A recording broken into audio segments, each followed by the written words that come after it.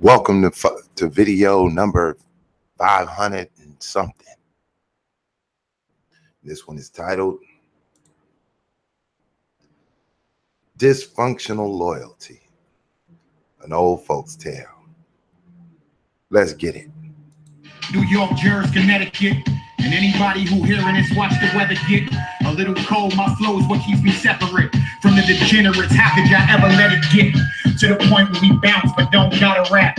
Oh, that's the wave. What's waves with no stocking cap? Where's the do you moolies? We from the rotten nap. Lose the purple jeans, take the pink products back. A blogger said I gotta move with the cheese. Basically, I gotta change the way I move for this cheese. I looked at him, that ain't how we move in the P's. You'll never see a dope boy trying to cruise with the D's. I ain't infected by the weak rapper outbreak. Nah, I stand by every sound that my mouth makes. I wanted this. I used to walk around my house late, Sony Walkman and that reasonable doubt tape. My mind is a divine weapon. I can give your favorite rappers. This is how to rhyme lessons. Don't think so? Let's have a live session. Come on, 1-800-223-9797. I bet you won't hear them phones ring, and they gonna tell the public they was busy doing their own thing. But they tuned and I'm bruising their lame ego. They just won't call this when they fall, they can't blame Ebro. Take this whooping like a man. I'm talking like this cause I'm from Brooklyn and I can just answer their email about a booking in Japan. Y'all back paging females looking for a man who perform when it's crunch time. Remember when King lost control? Who was standing on the front line? The y'all gonna thug it out with you. I'm laughing cause y'all hype now, but wait till y'all hear house slipping. Hey, I just like rhyming, man. Joel Ortiz is his name. That's my name, man. Yeah. I'm glad you took the time out to familiarize yourself. Oh, it's all good, man. Thank y'all for having me, man. I just love rhyming. I think that in the aim of dysfunctional loyalty, those that are affected by this dysfunction permeate the conscious community. There are symptoms that's associated with the mentality. There's a lack of empathy, a lack of understanding, and a sensitivity towards dysfunctional behavior of others. Many of these clones in this dysfunctional family of unconsciousness have the belief that they are the representation of a Black power expression. They often believe that they operate in correctness, that by joining and clicking up the clickbait teams of dysfunctional loyalty just confuses the masses. A small group of these dysfunctional members of a fake Black narrative, many of them got their start in a chat room. These dysfunctional people create YouTube accounts, dominate the chat rooms until they go from the chat room to the main stage, to an unseeming YouTube host show. People seem to set out to believe people. And so we find this dysfunctional loyalty gaining ground. Well, I just happened to be watching the coolest show on YouTube, the Tommy Sotomayor Show. Well, apparently in this week's YouTube news, Tommy got stole on. They stole me, became the narrative. And since the dysfunctional behavior of the YouTube giant Tommy Sotomayor, he has to display this dysfunctional loyalty among the fake Black power narrative. So first, let's walk you back a little bit. A lot of you hear these names and see these people and you wonder to yourself, well, who in the hell is he? And why is he representing Black power on a Tommy Sotomayor show? What makes him relevant? Well, in dysfunctional behavior, one just has to believe that they are the representation due to the fact that they've been on several YouTube channels, never really displaying any kind of power in the execution of their lives. Just simply, I was in such and such's chat room talking. I happen to have an opinion, a dysfunctional opinion to a loyal group of dysfunctional people. They just have to make claim that they themselves are part of the dysfunction.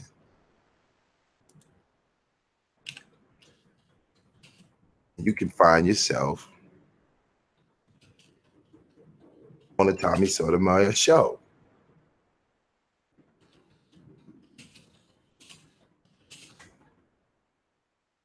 Let me pull up a video or two. It was an interesting time at the end of last year for the Digital Pit Boss show. Now, I got pretty popular for a video I did called the Sonetta Effect. It's a pretty popular show. This show brought about a numerous of YouTubers, too many to count, just far too many to count. One by the name of King 334. Yeah, this dysfunctional member of the fake Black Power unit on YouTube, an exclusive crew.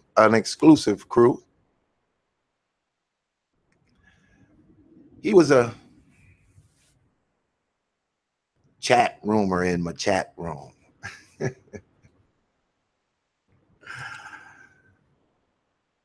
It's really hilarious to watch these guys try their hardest, and I mean their hardest, to come on and act as though they are actually members of a Black Power organization providing economic solutions, cultural solutions to an ongoing dysfunction among Black mentality. As I observe this climb to fame, I should break out my climb to fame clip, shouldn't I? It is really like quite hilarious. I'm going to play a little audio for you. I think it's just necessary to kind of bring into perspective the type of dysfunctional behavior that we're talking about. So let's go back in time. Let's go back and listen to King 334 from 2016. Animal, but you ain't ready for what an animal brings for. Stop that shit, bro. All I'm saying is, I love Pitt, I love Introduction, I love Sonetta and Polite. We all Black. Y'all niggas keep talking the white man the devil, but I I had a black man bringing the devil out. The black man looking like the devil to me. That's all I'm saying, Pitt. My bad. I'm sorry, my nigga. I'm just being real. Just to keep the real show, I'm gonna let you get off whether you agree with me or you don't. I'm gonna see. Come on, man. Listen, Pitt, you know I don't agree with you all the time. I don't agree with you all the time.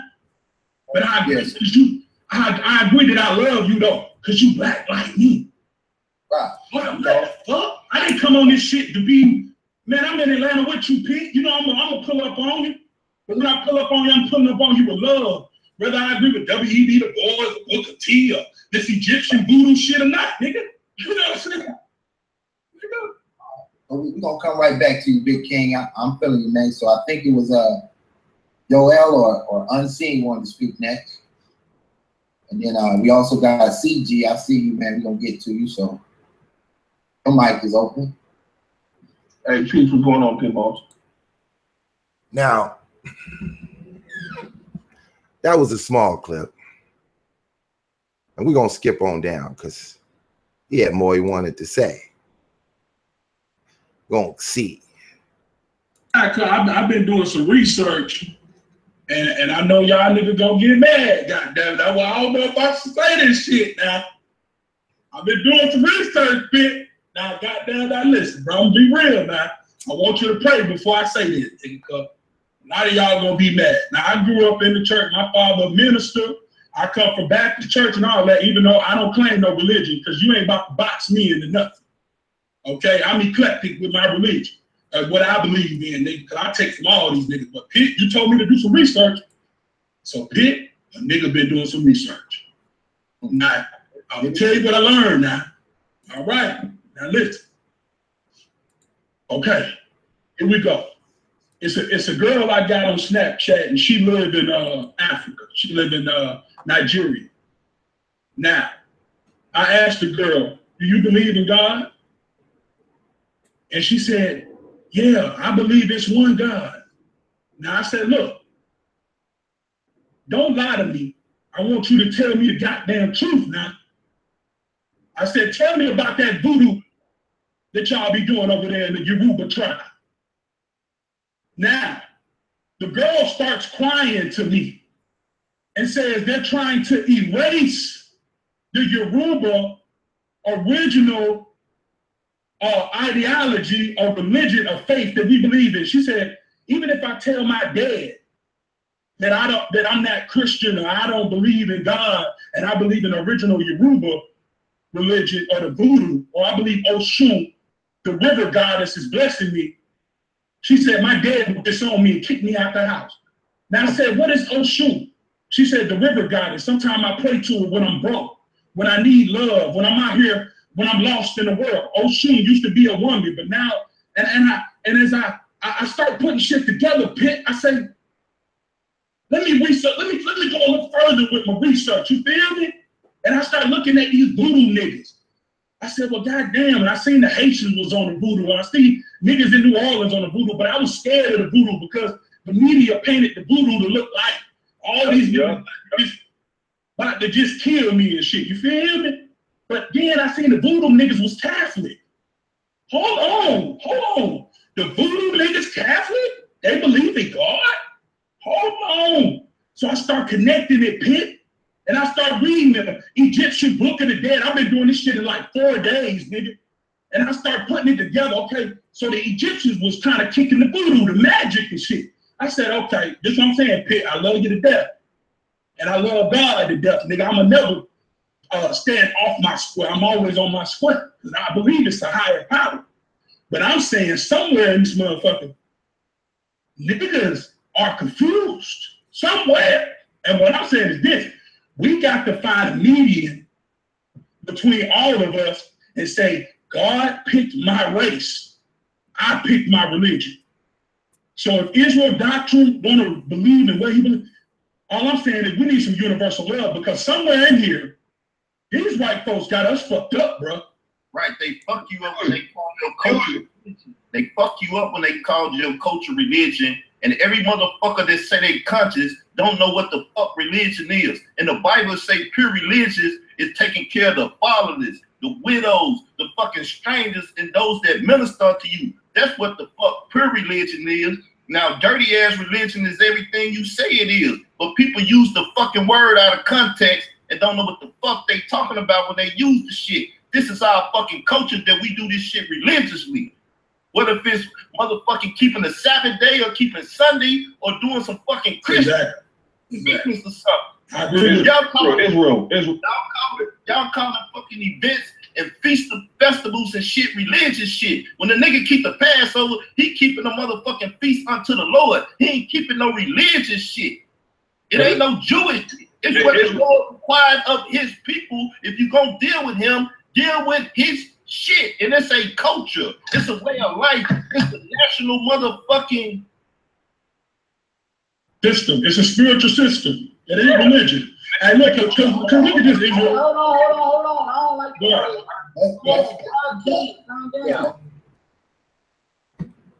Now, what you're witnessing is a mountain heap of dysfunctional loyalty. This is all the way back in December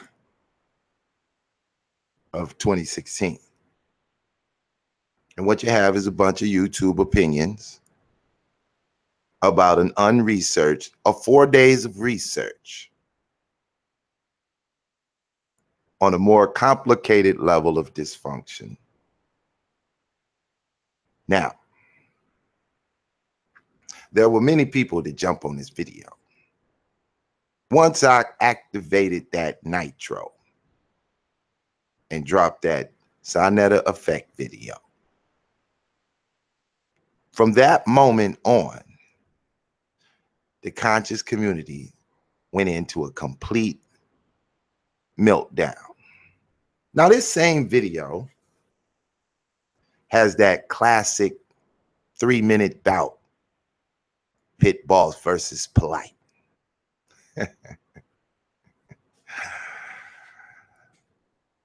I did a quick exposure, showed the dysfunctionality of the delusional comedic perspective shared by the Dysfunctional News Network 102. Here we are, almost an entire year later.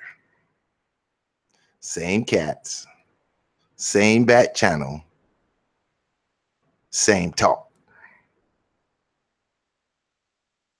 Now, how far could they be possibly willing to go? Let's take a new look at the modern day, current day, dysfunctional loyalty of I just want to be famous routine. Decided that he wanted to say whatever he wanted to say. Now let's get into the debate portion of the show. As the young man is King, do you have a camera or something? Yo, I got a camera. What's going on? There you go. All right, let's bring King in. King, go ahead and tell them who you are, your stance, and then we'll go from there. Man, it's King, representing 334 Mile, Rap Star Promo, Def Jam, all that. You dig what I'm saying? And all I'm saying is this.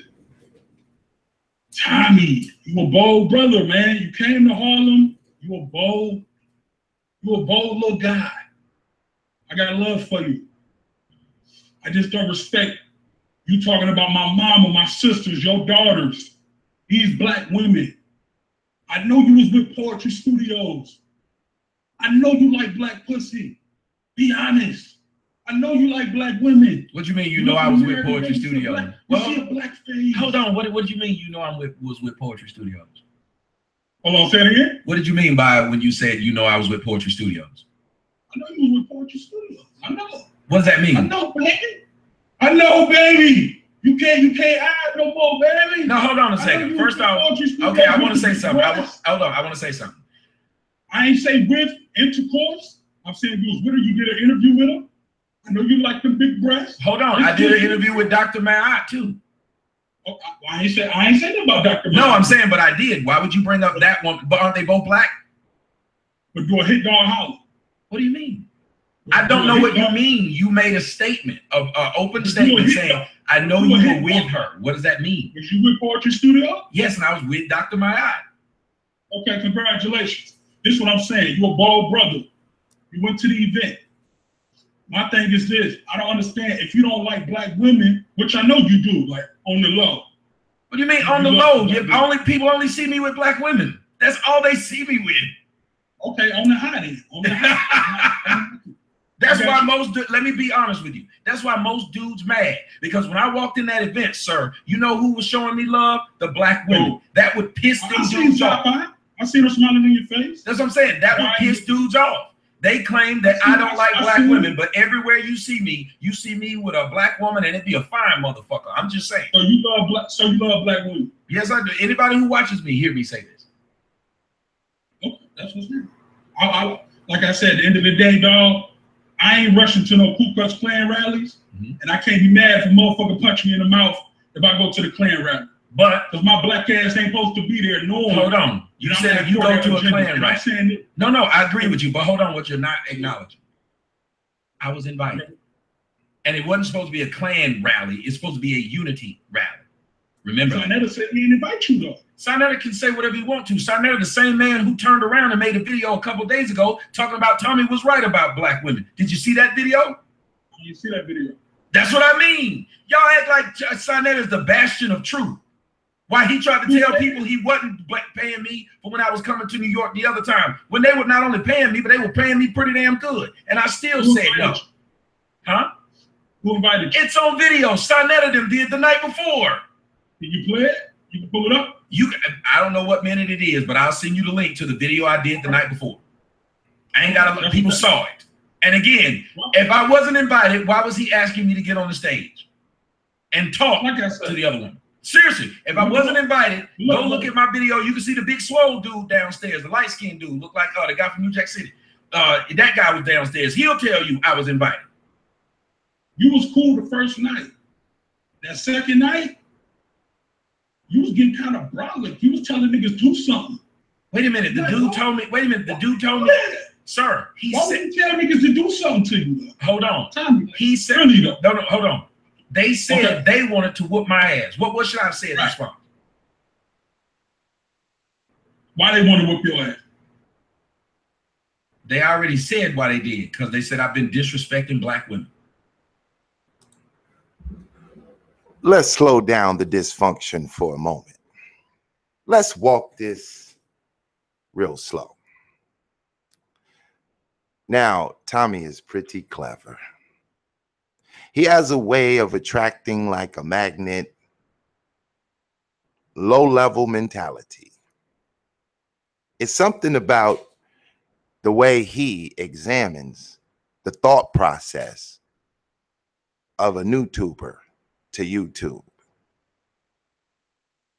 He really knows how to find the right dysfunction. Now, anybody who watches Tommy could realize Tommy is taking advantage of a dysfunction for profit. Dysfunction, satire for profit. Hating on Tommy is like hating on the housewives of Atlanta, because you would have to be dysfunctional in your own mind to believe that what you see on the silver screen is real. At the end of every month, another member of the Housewives of Atlanta cash in on a $25,000 to $50,000 check.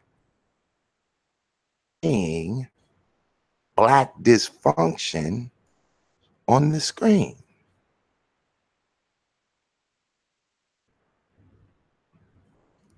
It's really not hard to understand.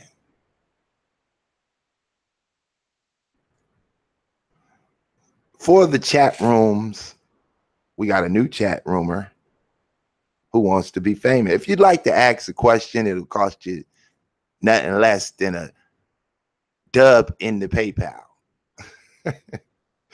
so we can take advantage of your dysfunction a little further. In the meanwhile, pay attention. There's a lesson in this old folks' tale. Now,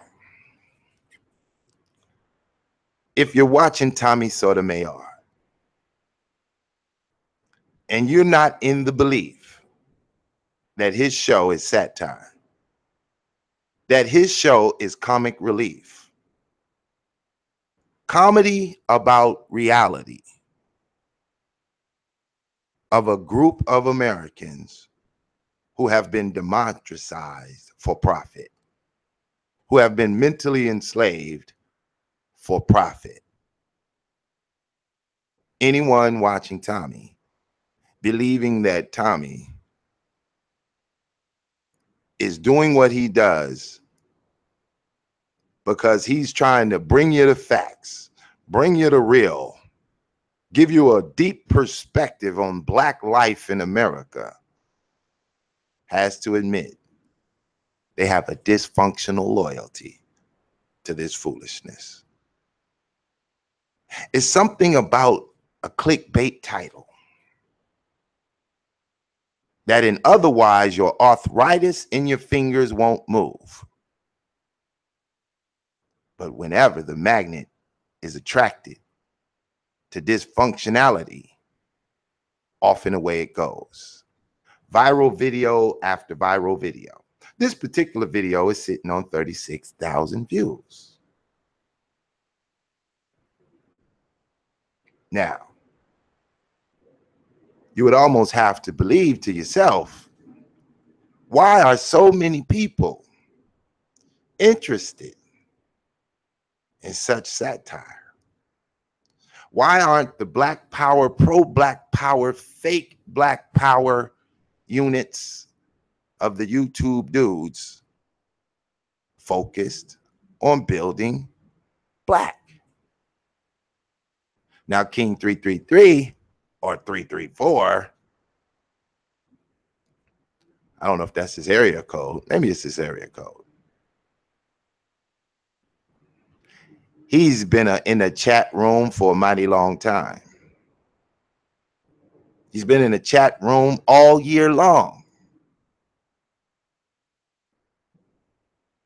He's a Sonetta drone. He's a Sonetta wannabe. He's dysfunctional. He's the perfect lure for Tommy Sotomayor to show.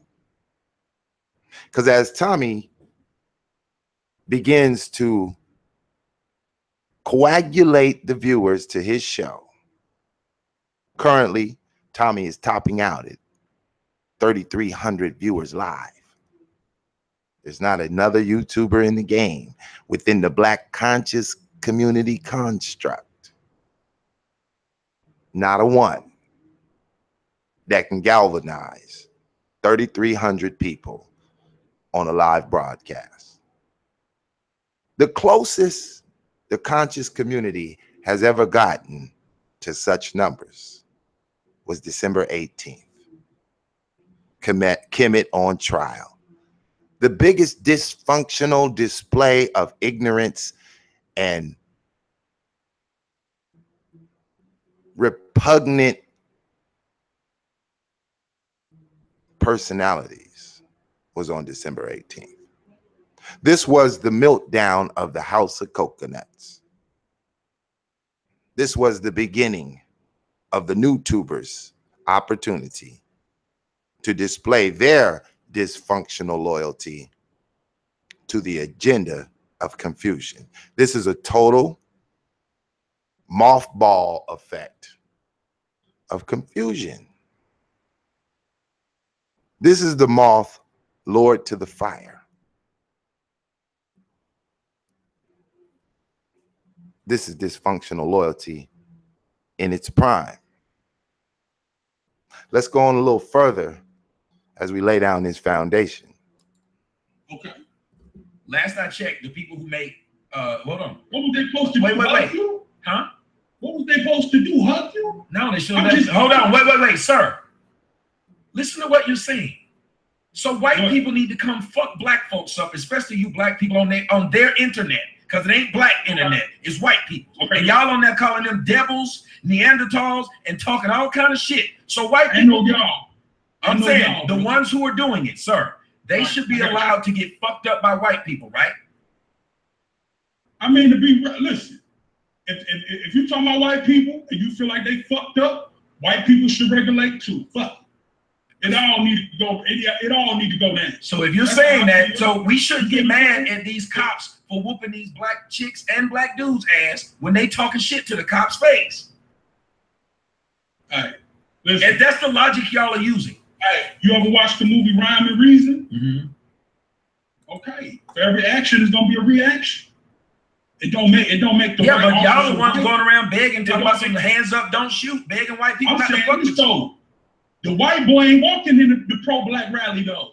That's the difference. You saying you don't like black women, but you walking. I just told you you can't say what you just said. When I not only pointed out to you, you tried to point out that I'm fucking somebody else. And I noticed a lot of y'all like to be like the one with my dick. I said you been with. And I kept asking you, what did that mean? I mean, you interviewing them, you looking at their titties. Wait a minute, sir, I've interviewed several, but sir, I've interviewed several black women.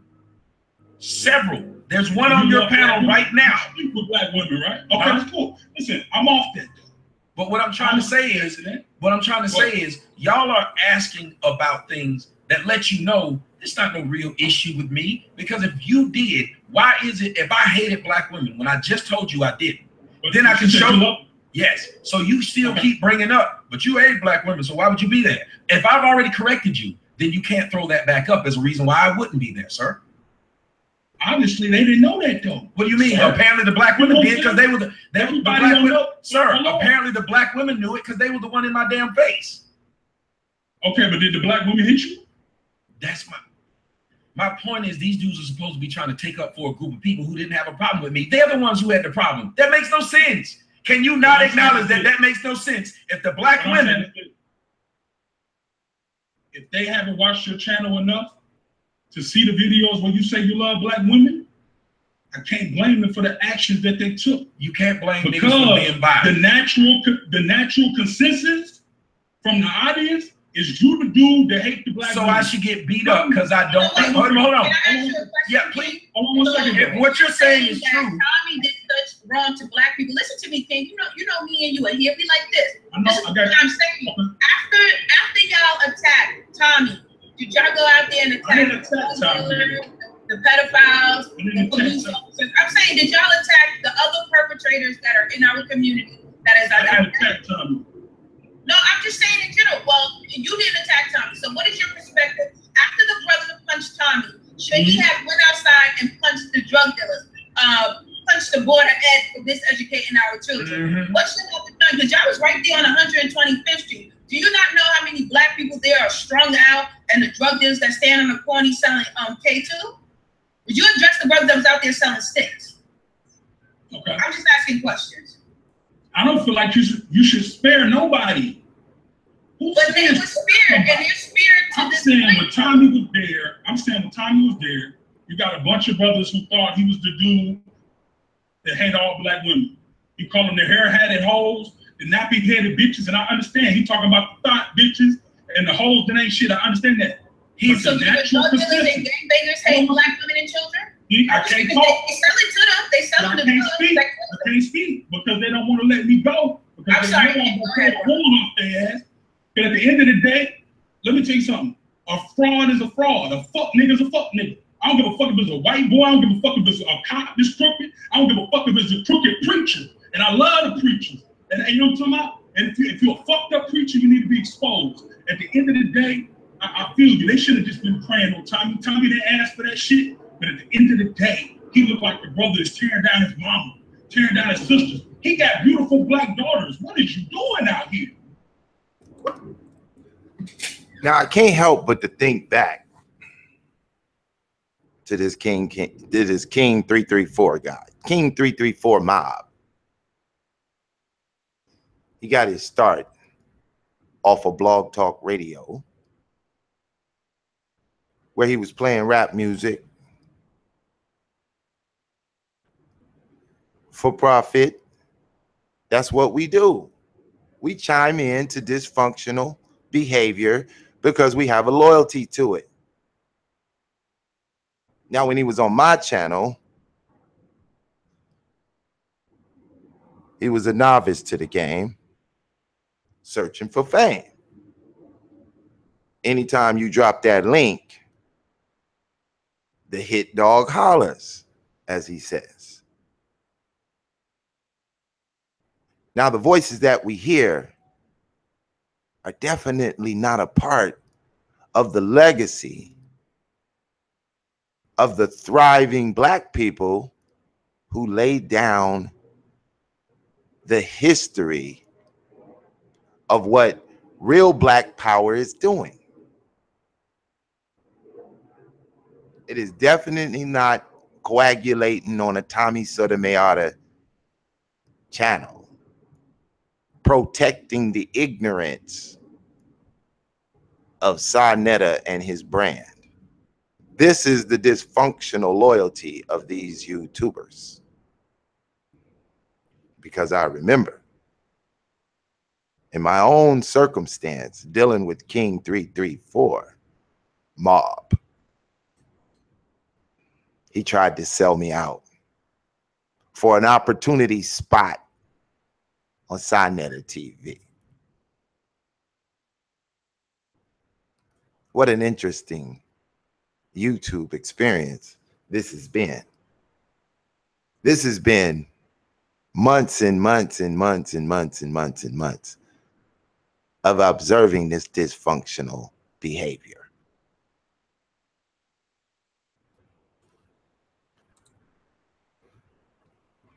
I believe that the fame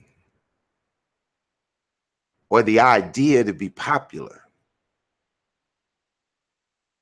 and be able to go live and have a broad audience, I believe the desire for that is so strong that one's character is manipulated on every show.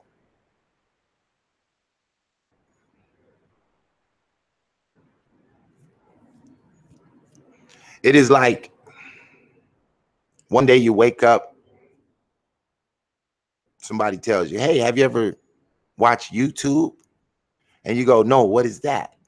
Oh, it's just a platform where people can put up whatever they want, talk about whatever you want, build you a following and subscribers. So you say, well, hey, I'm gonna check it out. And you download the YouTube app to your phone or you pull it up on your computer. Then you go to write a comment and YouTube tells you you're gonna need an account for that. So you say, well, damn, I got Gmail. Let me hit this button and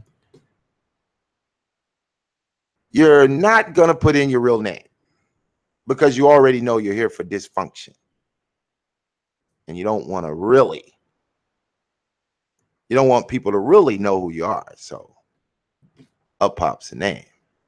Hey, I'm such and such shoes. I'm this guy's crack pipe.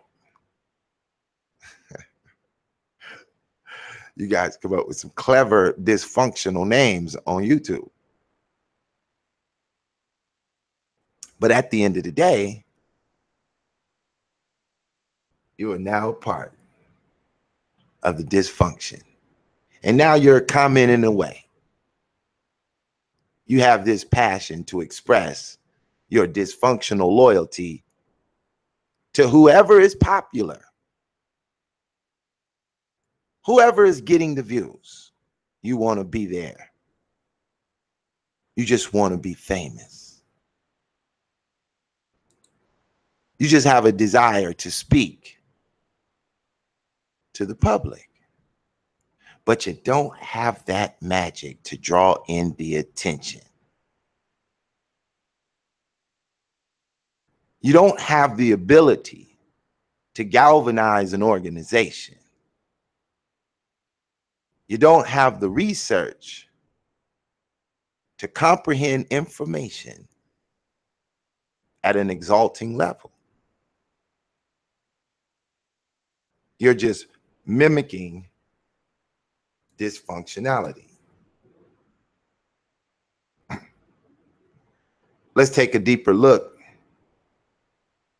at how this dysfunctionality works and the behaviors that it exemplifies.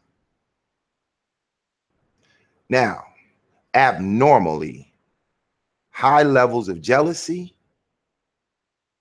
and other controlling behaviors.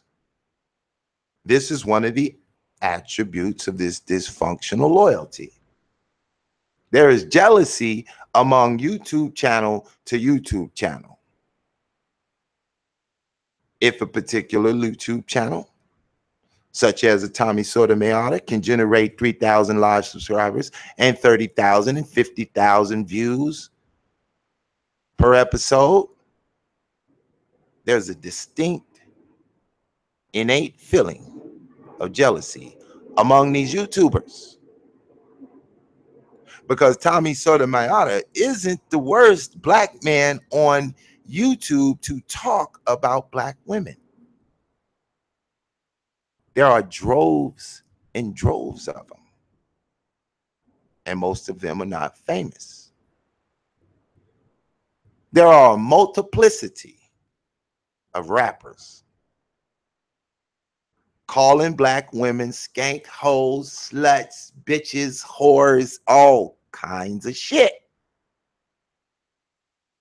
on a daily basis for several decades. And where is the outrage? The outrage does not pour out from the black power community of YouTube. Why? Because it is impossible for a YouTuber to control the microphone of a rapper, gaining millions and millions and millions of troll followings. Therefore, the outrage does not come. But if the victim of this pro-black narrative of dysfunctionality falls victim to their rhetoric, they will attack. I, Pitt Boss, am not unfamiliar to this dysfunctional behavior.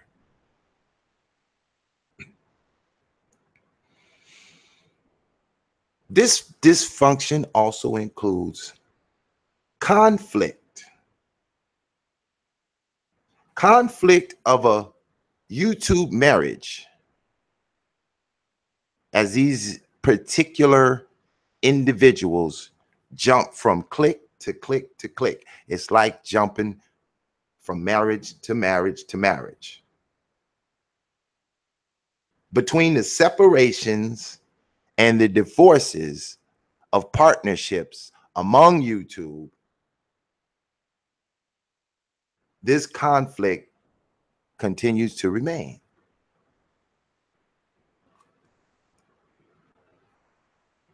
We find in this dysfunction among the pro-blacks adulterers. There are many scandals going on in the back chat. I've recorded a few. In my time in that back chat. You got to keep a verbal assault for these idiots. There's promiscuity going on in this dysfunction. Trust and believe.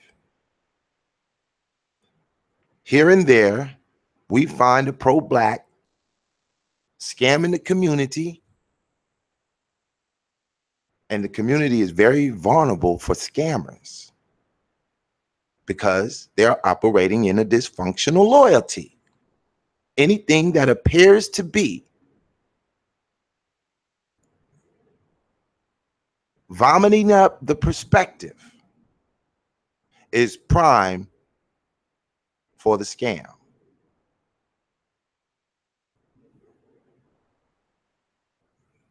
This is a disheartening thing to watch. The real cannot get a voice among dysfunctionality. The real cannot get a voice. The truth is not interesting to dysfunctional behavior. It does not compute.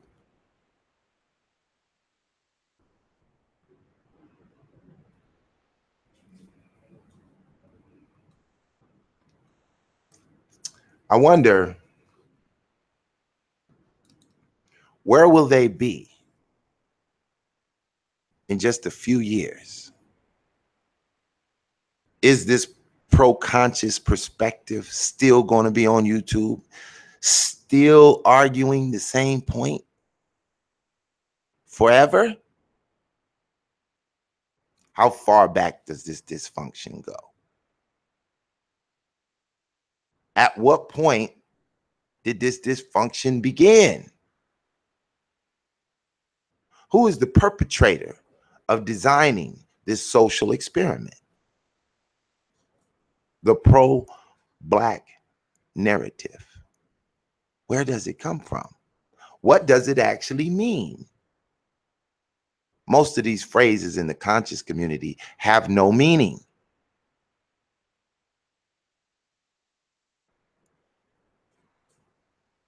They like to call each other family. Peace, peace, family. How you doing, family? Peace, family. I'm here, pro-black and red, black, and green family. And who's your family? I believe when they say peace, family, they're talking to this dysfunctional loyalty among these YouTubers.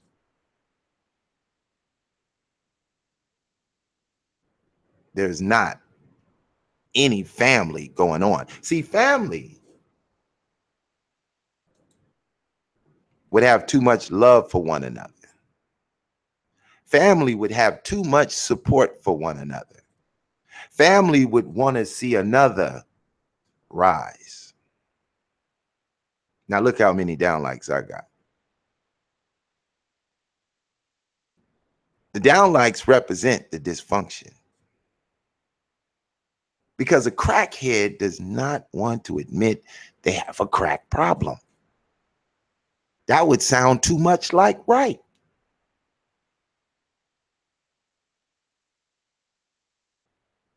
But the mindset of a crackhead fits very, very, very, very, very perfect in the fake consciousness of these YouTube affiliates.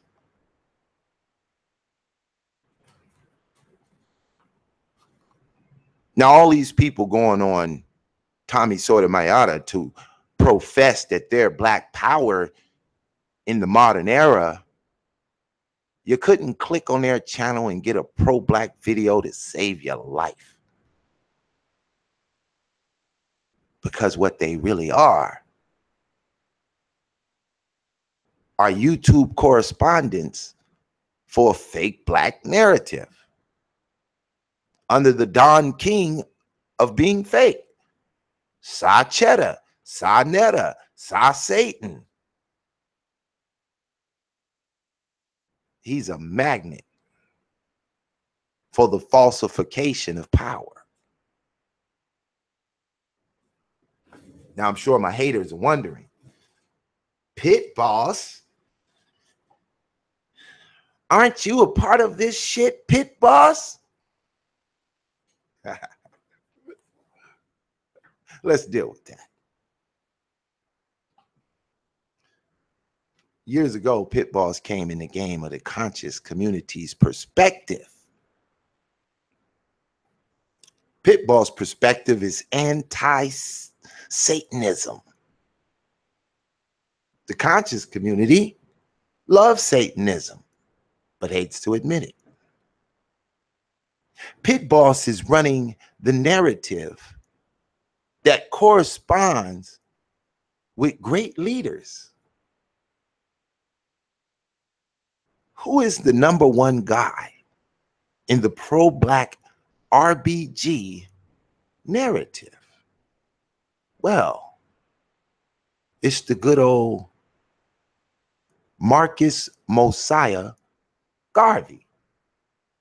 Now, being that Marcus Mosiah Garvey gave you the flag, why did he come up with a flag? Does the flag represent the beginning of the narrative? Well, hell no. The flag was necessary in order to move forward the paradigm of cultural upliftment and economic upliftment for an enslaved and colonized people. There was a song, everybody has a flag but the coon. This was a #1 song at the time. And when Garvey heard the song, he couldn't help but to say how true it is. And so, as he thought about it, he said, let's start a nation, a preliminary government. Now, all groups who would like to start a preliminary government must erect a flag. This is the reason that all nations have a flag. Well, Garvey, setting out from a Pan-African perspective, decided, let's start a preliminary government, and we will give them a flag. He will use the colors red, black, and green. And let me remind you that Garvey laid that flag's belief on the foundation of the Bible, to which this dysfunctional society of YouTube advocates do not believe.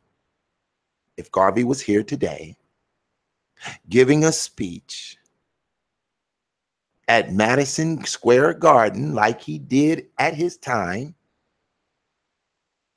guess who would be there? The dysfunctional conscious community. They would fill up the front row. Sarnetta would have a Canon T5. He would go out and spend an extra $3 for a lens cleaner, and he'd be on the front row, going live 365 on his YouTube Jive with his dysfunctional camera. King 333 would be in the building, wobbling all the way to the side, because he's about to be against Garvey's narrative. As King 33 told me, Pitt boss, I don't agree with everything you say. How could you, fool? You don't got no homework to make the game work. How could you agree with me when you don't have a level of comprehension in you? Shit, I'm dropping take time to learn, books to read. You did 4 days of research and you talking about you disagree with me? You supposed to. You don't have no common sense to be agreeing with me.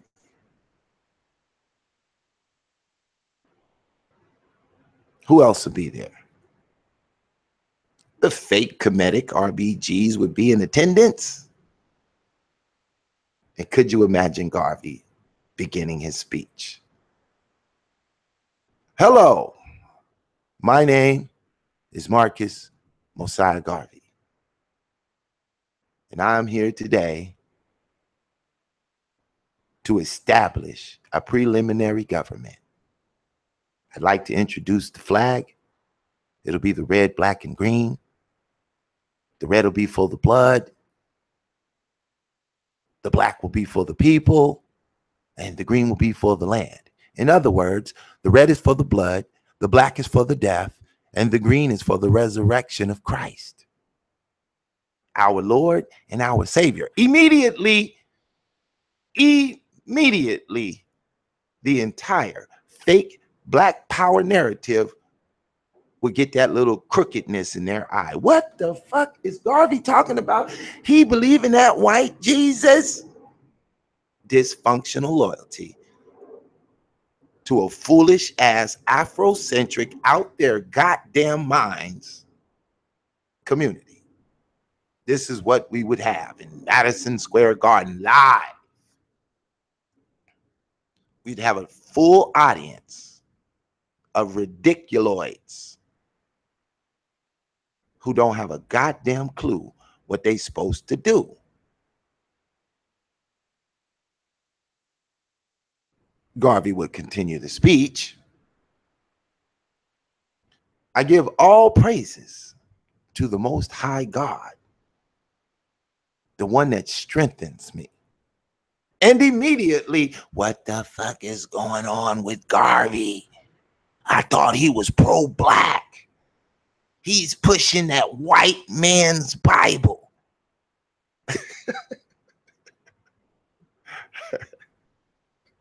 Garvey wouldn't have a fan in the world in the conscious community. Dysfunctionality. Don't want no truth. Let's go back a little further. Let's take it back to the Wizard of Tuskegee. Oh my gosh. Could you imagine? Booker T. Washington at the podium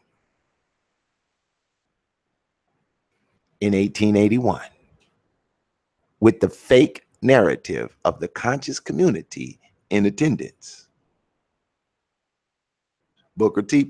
would have a problem in the room.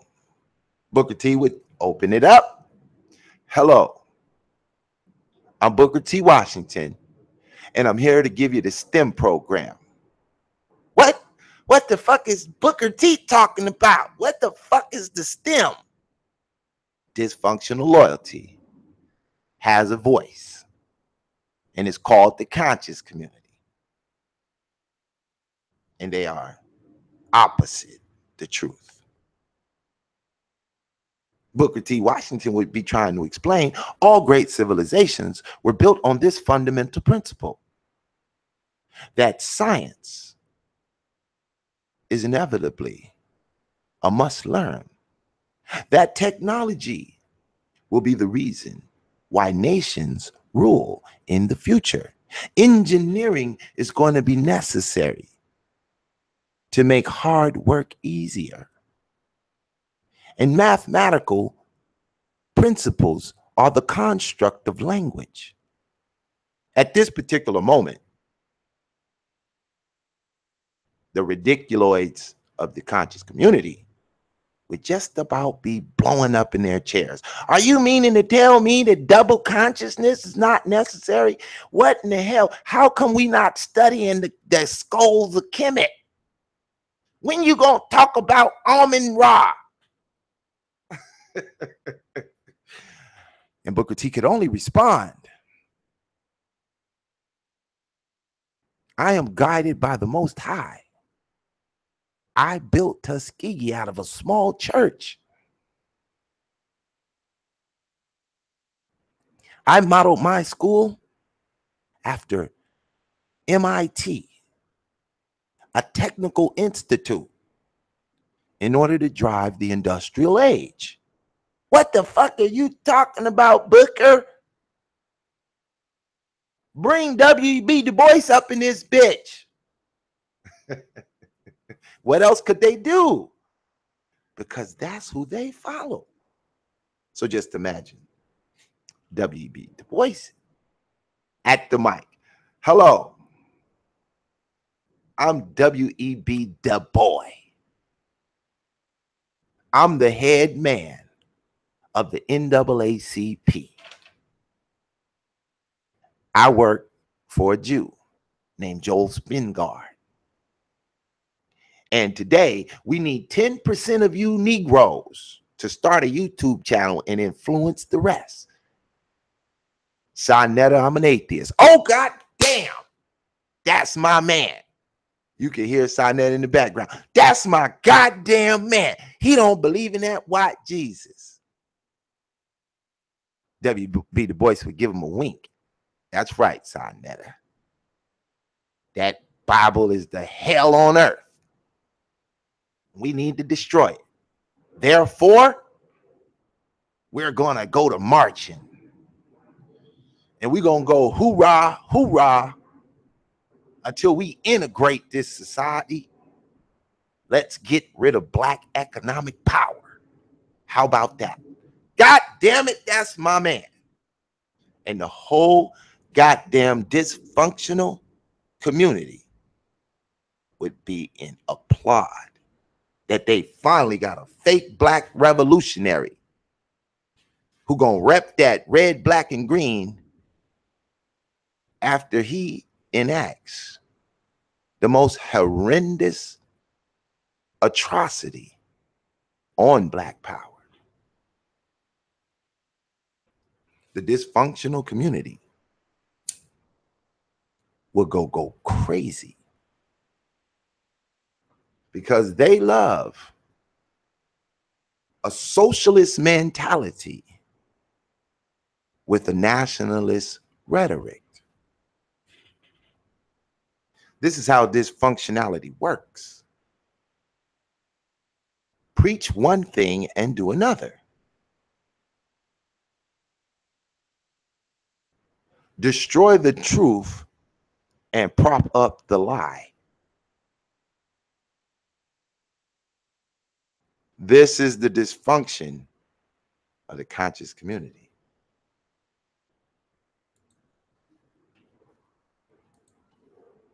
It doesn't take long before another would show up. Now let's listen to the questioning in this ridiculousness. Coon versus black cracker.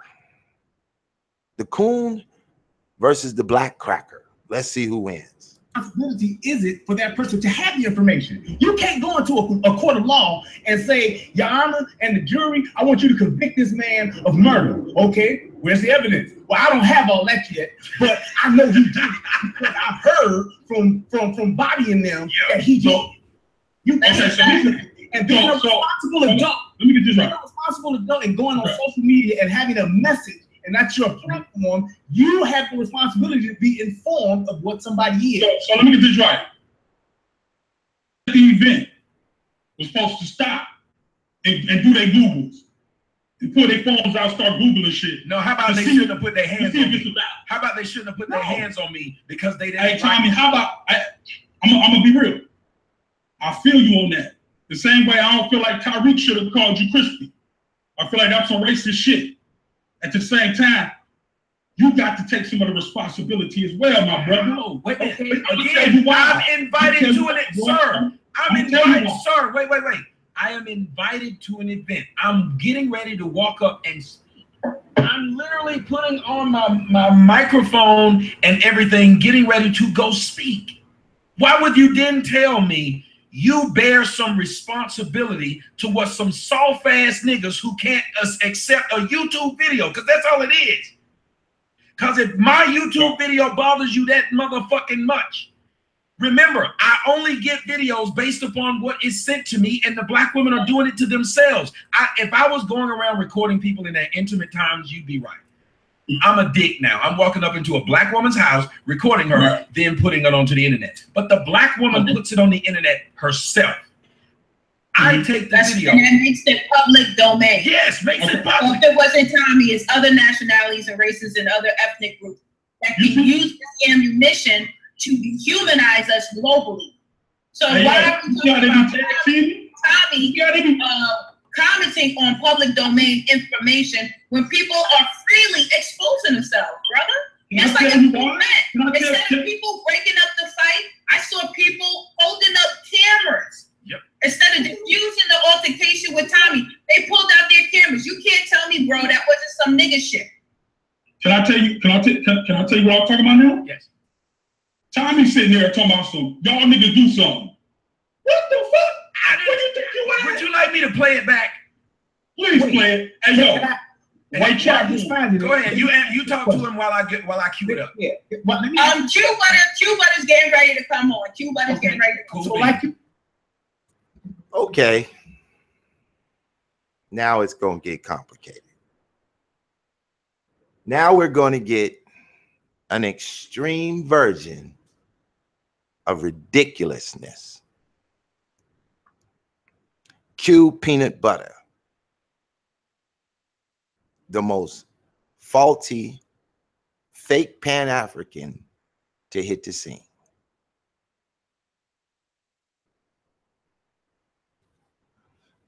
Now, my understanding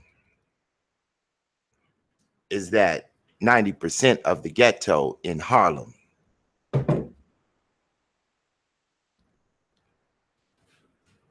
is on government welfare. The same Black Power intellectuals of the YouTube community come out of this 90% government facilitated lifestyle. Now, the Q Butter is not unfamiliar to this platform. You're not going to see much of them popping up on my chat, banging in on my link, because dysfunctionality has a problem when confronted with the real. How can you teach Pan-Africanism if you're not going to teach nationalism? One of the champions of nationalism is the Christian Martin Delaney. How you going to teach Pan-Africanism if you're not going to talk about the abolitionist movement? One of the abolitionist movement's heroes, David Walker, in his famous letter to the black crackers at the time, the David Walker's Appeal, where he attempts to awaken the minds of Africans out of the state of unconsciousness as a slave, and a hard job it was. Because even to this day, 200 years later, the dysfunction permeates the children of those slaves worse than it did those slaves. David Walker utilized that Bible. Nat Turner utilized that Bible. Frederick Douglass utilized that Bible. How can you teach Pan-Africanism if you are against the Bible? The Bible is a key component to the liberation of African minds worldwide, above all the rest. How can you be pro-black if you hate yourself to the degree that you wouldn't even share the truth, but you love the lie? What a rude awakening it's gonna be when we do the Where Are They Now show 5 years from today, and Pitt Boss goes back to the dysfunctional loyalty video to bring it up again, to show that this dysfunction will never leave this community. There is a loyalty to it. There is a loyalty to perpetrating the fraud. And this is the sickening ideas that we find among the conscious community. Let's take a listen to one of the most repugnant and ridiculous Negroes to spawn from this satanic doctrine of the conscious community. So can I ask a question? Look, Tommy, you got mad at me one time when I actually did message you on Twitter to do a one-on-one, and you responded and said, wasn't you on the chat on the show when they were talking about ban Tommy and flag Tommy? Reggie was actually on it. I didn't really co-sign that, but you know, I don't personally want to see his show flag. I really don't give a damn. I'm gonna take advantage of it the same way you take advantage of it. I'm just using it to promote these services we got for the Black community. If you're willing to volunteer and help people get their GED, and you're located in Philadelphia, Baltimore, South Carolina, Do me a favor. Now I'm not gonna let it get to the point of being disrespectful. You guys were supposed to be coming and talking. We were supposed to be having a debate. If you're coming to try and sell your stuff, then each and every person can do me a favor and to leave. I'm not even trying to be funny, because I find you doing it in the process of what we're supposed to be doing, because I'm lending you my show. But if anything else, then I would rather you just go ahead and go. Just like y'all told me about being at this place that I wasn't supposed to be at. When people ask you to go, then you just go. Well, I'm not telling you to leave. I'm telling you if that's what you're going to do. If you don't have, because I'd rather talk to King. At least we were talking about a subject. I'm sorry, what you said? We were talking about a subject, and if we can't talk about that subject, I'm not gonna let you. Why sell your wares to my coon follower? Actually, I don't sell anything. All my services are free. Unless you're looking for studio time, then you can come in. But if you need credit repair, that's free. Your GED, that's free. If you need anything, and you shout out Tommy. If you hit me up from Tommy's show, I will take a picture with every person that hit me up that I helped get their GED or get their task or help with their credit. I'll take a picture with them. Hold up. The reward is I get to take a picture with Q Butter, because he helped me fix my credit. He got me a free GED. Now, to the lowest level delinquent within the community, this sounds like magic. This sounds like an answer.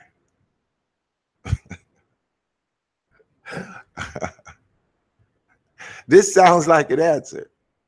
Come to me in the ghettos of Harlem, ghettos of the Bronx, ghettos of New York City, Gotham City, hell on earth, and I'll help you.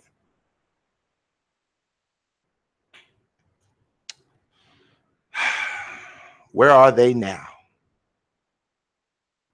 I can't wait. Dysfunction always believes it doesn't have a problem, that it's just doing just fine. This is not empowerment. These are not the leaders of the new school. These are the weirdos of the new school. This is dysfunctional loyalty at its best.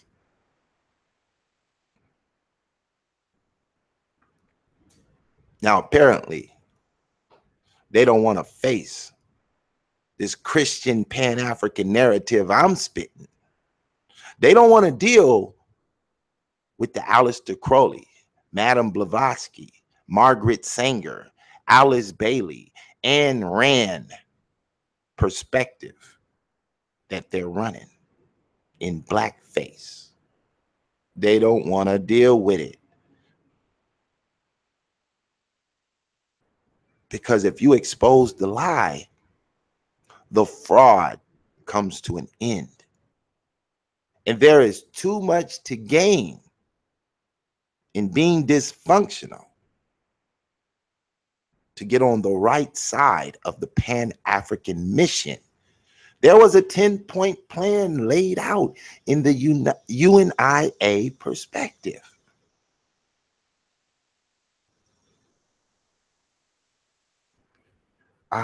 Very rare.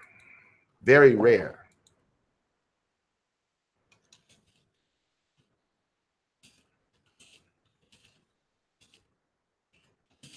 let me see if I can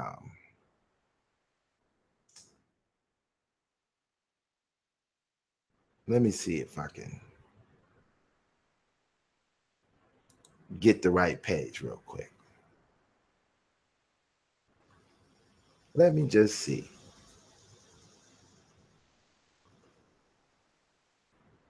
Sometimes, let me see what I got. There we go.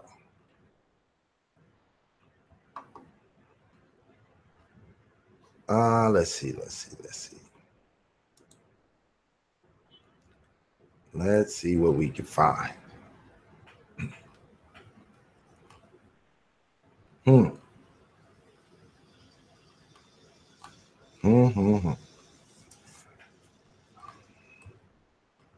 tell you what. Let's listen to some more dialogue, and I'm going to pull the plan out. This is what y'all signed me up for? This is what y'all signed me up for? Melon Zutek, this is what y'all signed me up for? This man who doesn't respect no, we were supposed to be talking about I guess the incident occurred, but I mean, you know, it don't seem like y'all are doing right now. I'm just sitting back listening. Whatever's randomly happening, this is news to me. What's the next question? What's the next question, beloved? Yeah, because my understanding was that y'all was going to bring forth to the people about any accusations that y'all made against each other. I thought that if all this animus that people have towards me, but then they come home to try and make money off of me. He was breaking down the event. You know what I'm saying? Trying to figure out exactly what transpired for the people in the box and for the people that weren't there physically to really understand what the fuck happened that night. You see what I'm saying? We're just trying to get clarity on that situation. That's it. Clarity is there, brother. You can go and watch, you can subscribe to my YouTube channel and hear my perspective. You can go to Tommy's videos and watch his perspective. And somewhere in between there is the truth. If you don't believe Tommy, you go to my page. You go to my page and listen to mine. You can go to the Real Hebrew. It's a bullshit scenario. You see what I mean? Everybody on the platform is capitalizing. Like, come on. Tommy, do 5 more shows for this. I hope you get all your subscribers up. It really matters to me. Let's get money. Get this work.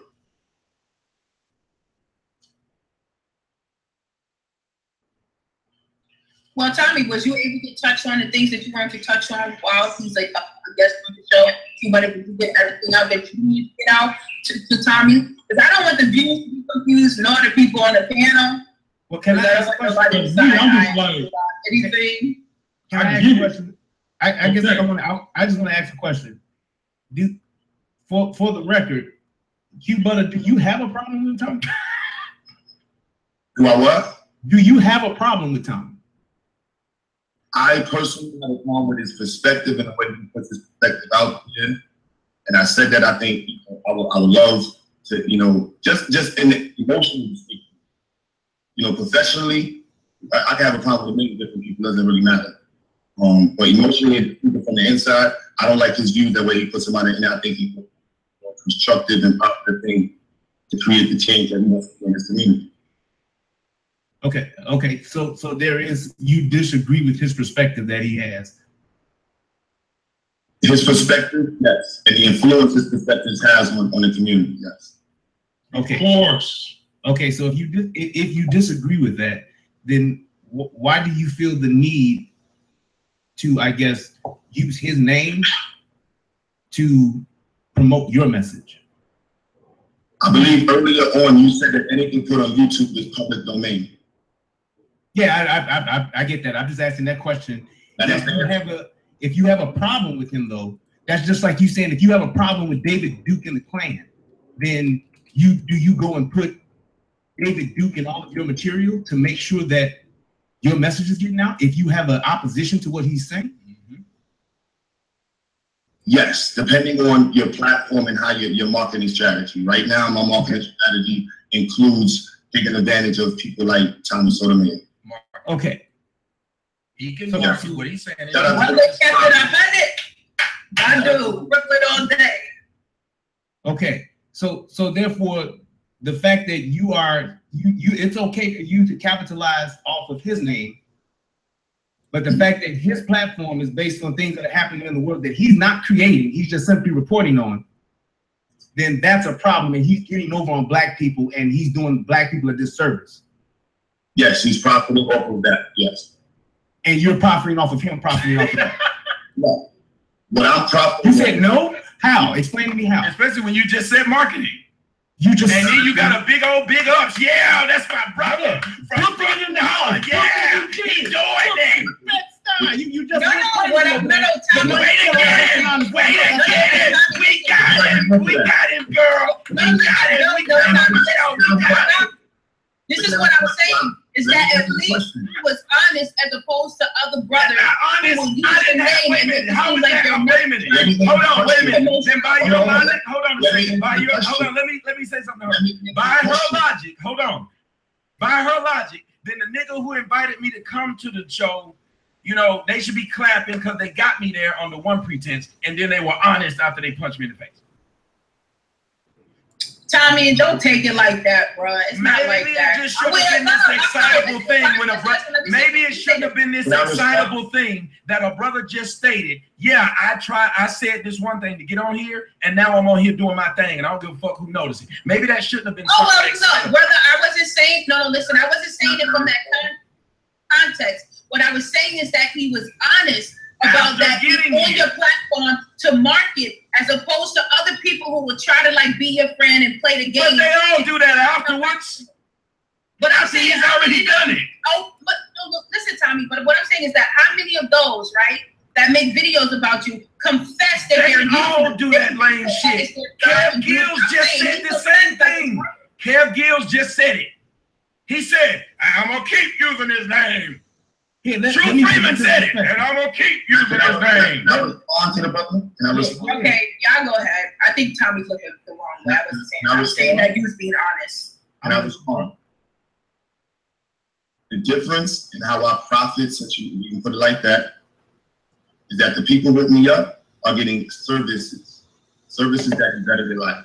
Okay. So when the new subscribers who come to my page, I am taking advantage of that, right? Just like the studio. If I go to the community, if I go to a new neighborhood, and if I want to get to the young brothers, I'm gonna do a basketball game. I know that's gonna get the brothers out. You see what I mean? You have to do what you have to do to get to the people. My mission is to get to the message out to as much people as possible. That we offer free educational services. We want to connect with all of the Black institutions. We're providing free after school at center programs. We want to contract with as many schools as possible that are in the educational system. We're providing free financial literacy. I'm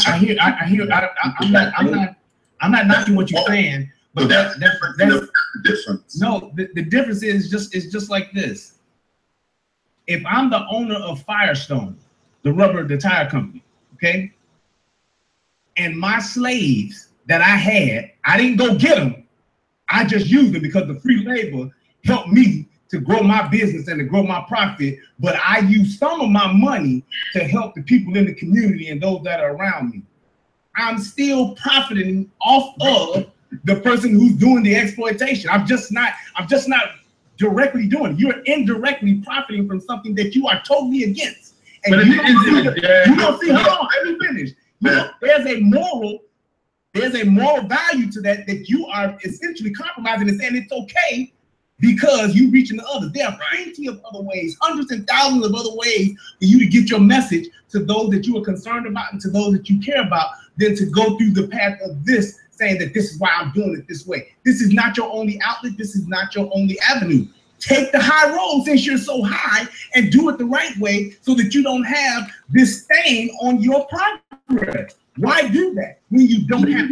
When you say stain on my progress, so let's first point. I don't have a stain on my progress. You, the brother Tommy, don't affect anything on my level of progress where I'm going. My flight is in about 4 hours.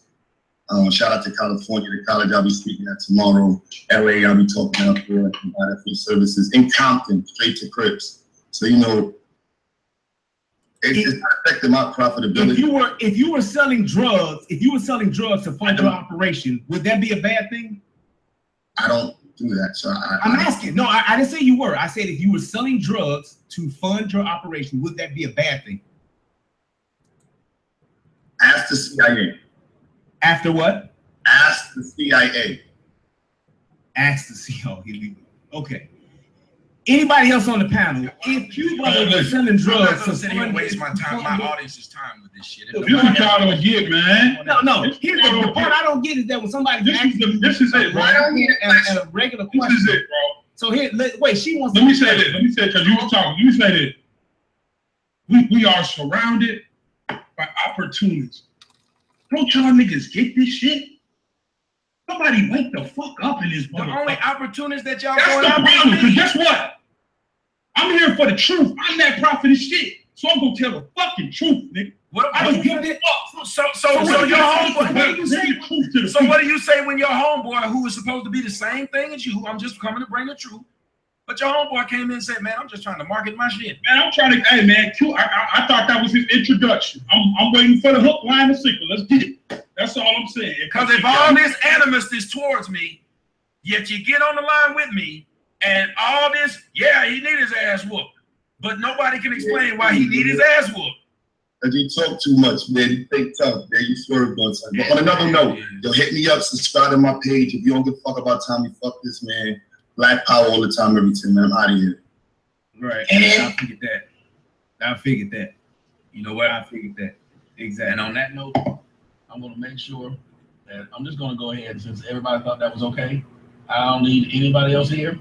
Y'all can go on. Shit, that wasn't okay at all, man. At the end of the day, like, we should have addressed what the fuck went down. I want you to think about this. I thought we was going to do. King, think about this. He made sure he had all this so-called animus towards me. He don't like me. But when he got an opportunity to speak to me in front of, right now, there's 3,364 people talking. He couldn't tell you what he got a problem with me, because if you look at it and you break it down, I don't do shit wrong. They're all trying to use me, bro.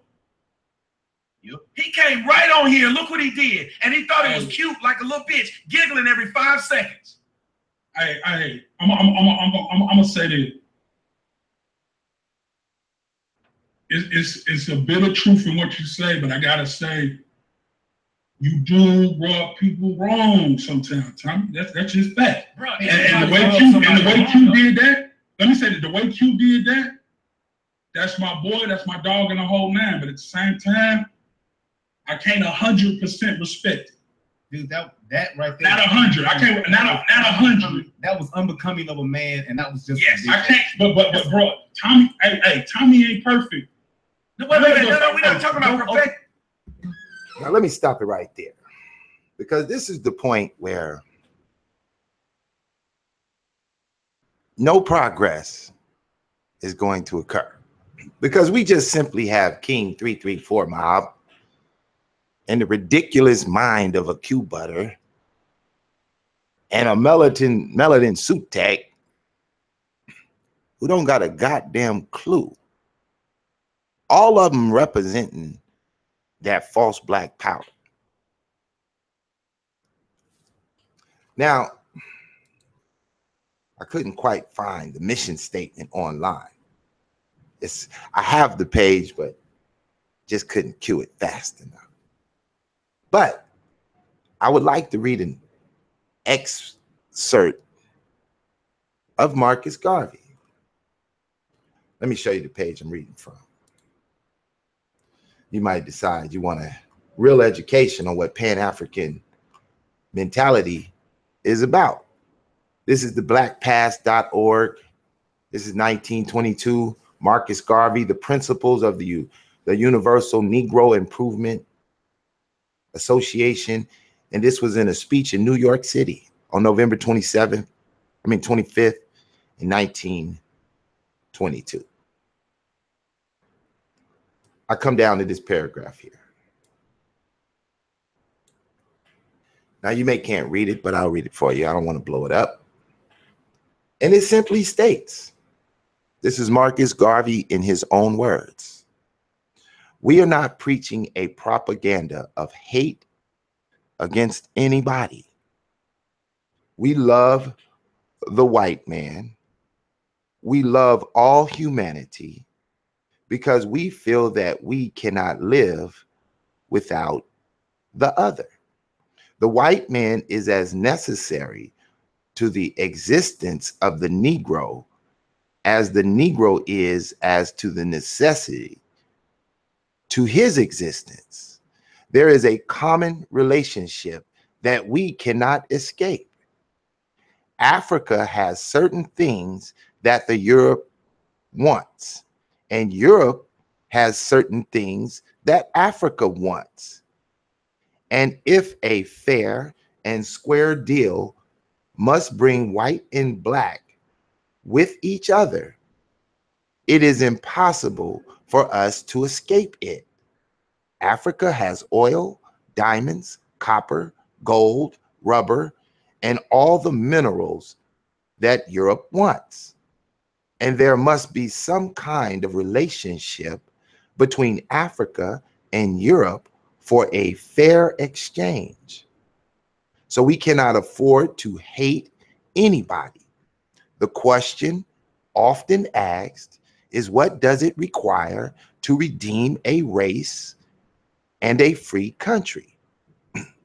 If it takes manpower, if it takes scientific intelligence, if it takes education of any kind, or if it takes blood, then the 400,000 Negroes of the world have it.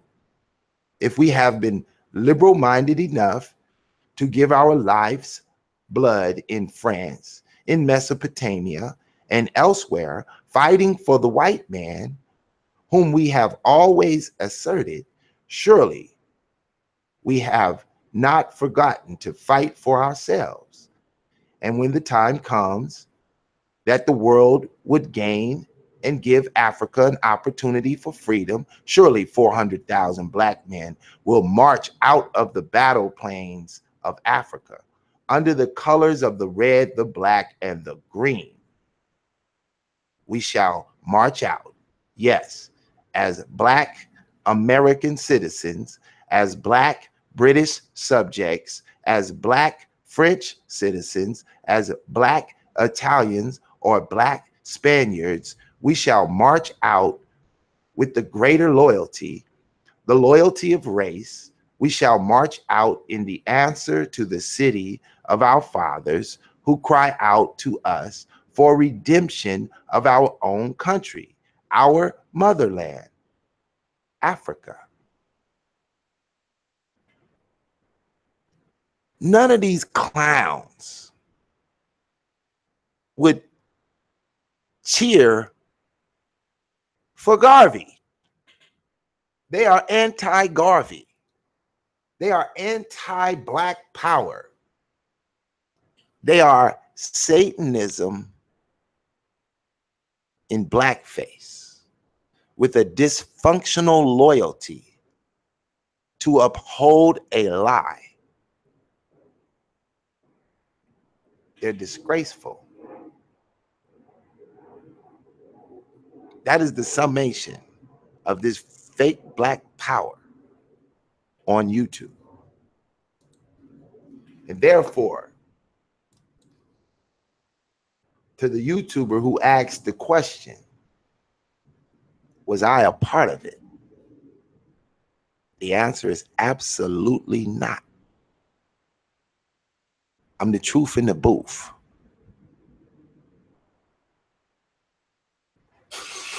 I'm the dragon skin,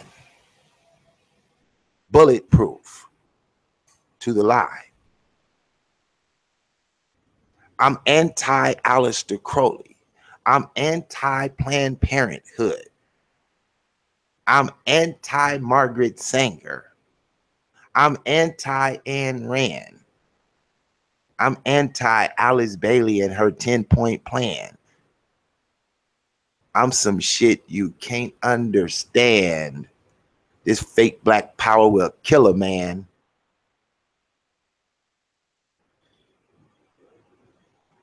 Just remember, these are the atheists arguing among the atheists over a narrative that was laid down by Christians, to whom they all hate, to which Pitt Boss represents. Booker T. Washington had a famous quote that he is not waiting on a Christ of the future, but if we use Christ consciousness right here and right now, we could build the kingdom of God right here on earth. And with that thought process, Marcus Garvey jumped on a banana boat headed for Tuskegee to understand and learn the framework of how to build a civilization under white oppression. This is why Garvey says what he says, because he was following a real narrative that Black power is economic control of your environment, and fake Black power is the conscious community. Thank you for your support. I'm the Digital Pit Boss. I lay the groundwork to make it happen in the clearest way. Today, in just 2 hours, I'm going to bring on Black Ink, and he's going to give us a melanation sensation explanation part 2 and update us on a few things. Later on today, I'm going to bring on a guy who calls himself David, the Magic Negro. We're going to hear what he has to say. He has a view. He wants to be a new tuber. We're going to see what it do. If any of you fake Black power guys who will spend hours upon hours and weeks upon weeks on Tommy's show because you want to get your view out, if you think you got some real spit, if you really think you know this shit, then face Digital Pit Boss. See if you can handle this Christian Pan-African history that won't be a mystery when I slap you with it, smack you in the head with it, and prove to yourself you're not Black power. You not Pan-African. You a Satanist in blackface. You running Aleister Crowley and Alice Bailey, and you can't get away from it. And you hate the Bible, and your comprehension level is so low, there's nowhere lower to go. And you're not ready for the truth. You can't handle the truth. You the fakest shit on YouTube. Down like the video. Because you know you don't agree with Garvey. You don't agree with Booker T. You don't agree with Sylvester Williams. You don't agree with Edward Blyden. You don't agree with Nat Turner. You don't agree with Martin Delaney. You don't agree with this Black power. You fake Black power. You NAACP. Marching for power. Voting for power. Instead of just simply economically building power. How you gonna fix credit in the bottom basement of a lie? How you gonna educate a kid when you ain't educated yourself? How you gonna live off a false narrative? How you gonna do it? How does that actually work? Dysfunctional loyalty is a rampant disease in the conscious community. A rampant disease in the conscious community. Might want to get you some.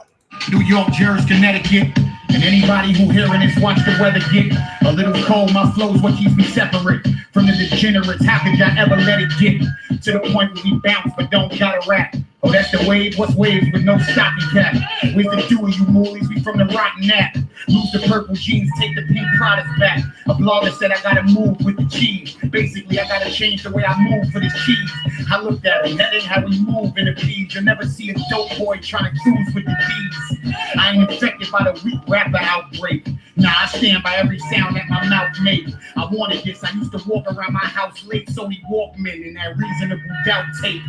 My mind is a divine weapon. I can give your favorite rappers. This is how to rhyme lessons. Don't think so? Let's have a live session. Come on, 1-800-223-9797. I bet you won't hear them phones ring, and they gonna tell the public they was busy doing their own thing.